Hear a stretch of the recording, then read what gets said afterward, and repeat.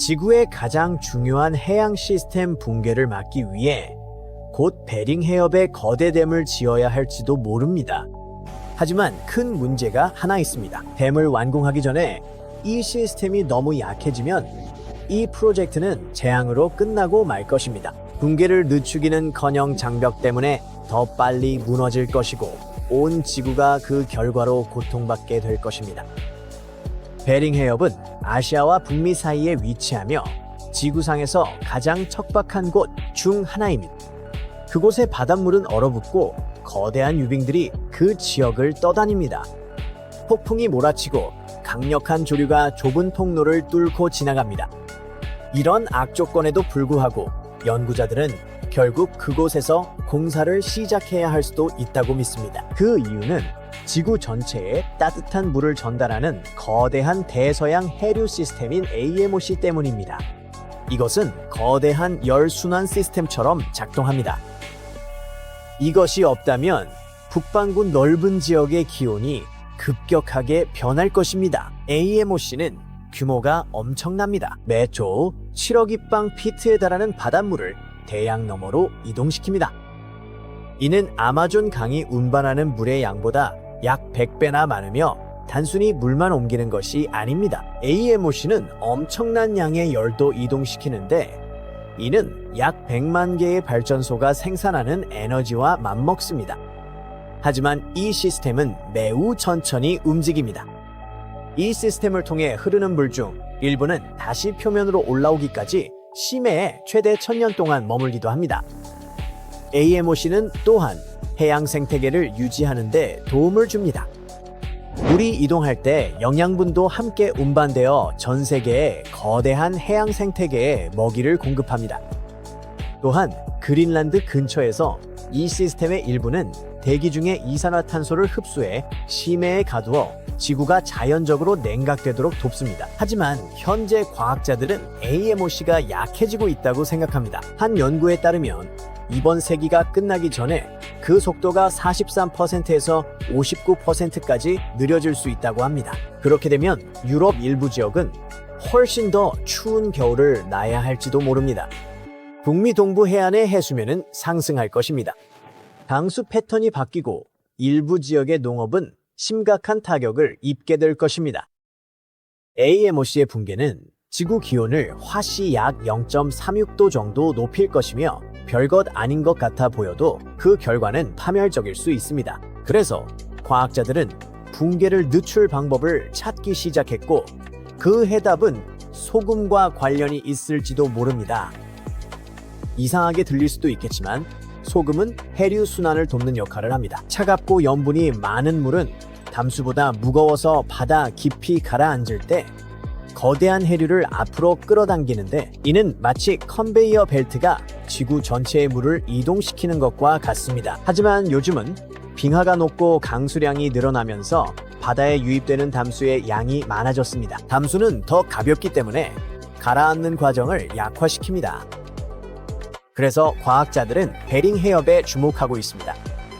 현재는 염분이 적은 태평양의 물이 그 좁은 통로를 통해 북극해로 흘러 들어가 결국 북대서양에 도달합니다. 태평양과 북극해 사이의 물 흐름을 부분적으로 차단하면 북대서양의 물을 더 짜고 무겁게 유지하여 대서양 여름순환이 계속 유지될 수 있습니다. 여기서 바로 댐 프로젝트가 등장합니다. 총 길이가 약 50마일에 달하는 3개의 거대한 장벽이죠. 양쪽의 두 구간은 각각 약 24마일이며 가운데에는 더 짧은 구간이 위치하게 됩니다. 물론 그런 외딴 지역에 그 정도 규모의 구조물을 짓는 것은 매우 어려울 것입니다. 선박, 자재, 인력, 연료, 중장비가 필요하며 이 모든 것이 유빙이 떠다니고 날씨가 험악한 영하의 환경에서 이루어져야 합니다. 비용은 수천억 달러, 어쩌면 수조 달러에 달할 수도 있습니다. 그리고 이 모든 일을 해야 하는 이유는 단 하나, 해류순환 시스템이 붕괴되는 것을 막기 위해서입니다. 이것이 성공한다면 유럽 일부 지역 사람들은 혹독한 추위의 겨울을 겪지 않아도 될 것입니다. 북미 동해안 일부 지역은 위험한 해수면 상승을 피할 수 있고 바다는 계속해서 지구의 열을 식혀줄 것입니다. 흥미롭게도 이 댐 아이디어는 갑자기 튀어나온 것이 아닙니다. 오래전 지구 역사의 여러 시기에 베링 해협은 자연적으로 막혀 있었으며 전문가들은 이때 대서양 여렴순환이 더 안정적이었다고 생각합니다. 안타깝게도 댐을 건설하는 기술적인 문제는 가장 어려운 부분이 아닐 수도 있습니다. 맞습니다. 베링 해협은 유빙과 매서운 폭풍, 그리고 매우 강한 해류가 가득한 외딴 북극해에 위치해 있습니다. 많은 곳의 수심이 약 165피트에 달합니다. 이는 대략 15층 건물의 높이와 맞먹습니다. 분명 그곳에 거대한 장벽을 세우는 것은 매우 어려운 일이 될 것입니다. 하지만 더 큰 문제가 있습니다. 건설을 위해서는 대규모 국제적 합의가 필요하며 이는 평범한 사회 기반 시설 프로젝트가 아닙니다. 이 구조물은 지구 전체의 해류, 순환, 기온, 해수면, 그리고 기상 패턴에 직접적인 영향을 미칠 수 있기 때문입니다. 또한 북극에서 가장 중요한 해로 중 하나를 방해하게 될 것입니다. 현재 화물선, 유조선, 어선, 과학 탐사선들이 그 좁은 통로를 통해 이동하고 있습니다.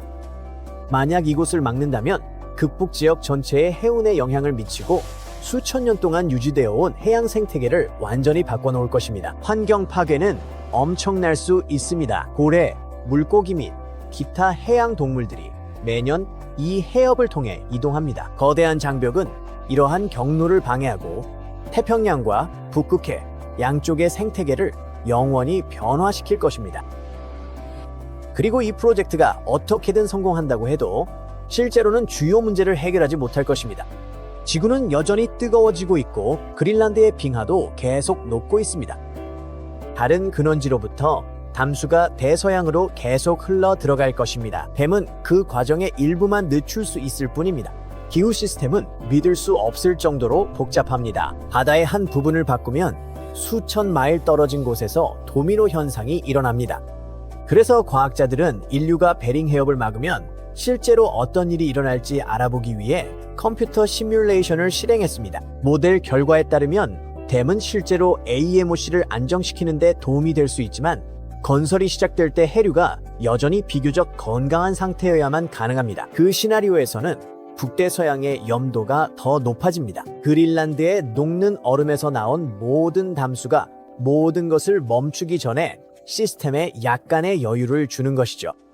하지만 댐이 건설되기 전에 AMOC가 너무 약해지면 효과가 뒤바뀔 수도 있습니다. 그러면 순환 시스템을 돕는 대신 장벽이 붕괴를 더 빠르게 만들 텐데 이는 댐이 북극의 해빙을 증가시킬 가능성이 높기 때문입니다. 처음에는 좋게 들릴 수도 있습니다. 얼음이 많아지면 보통 더 많은 햇빛이 우주로 반사된다는 뜻입니다. 그러면 표면에 갇히는 열이 줄어듭니다. 이 지역은 훨씬 더 냉각되고 그 냉각은 또한 더 많은 얼음으로 이어질 수 있습니다.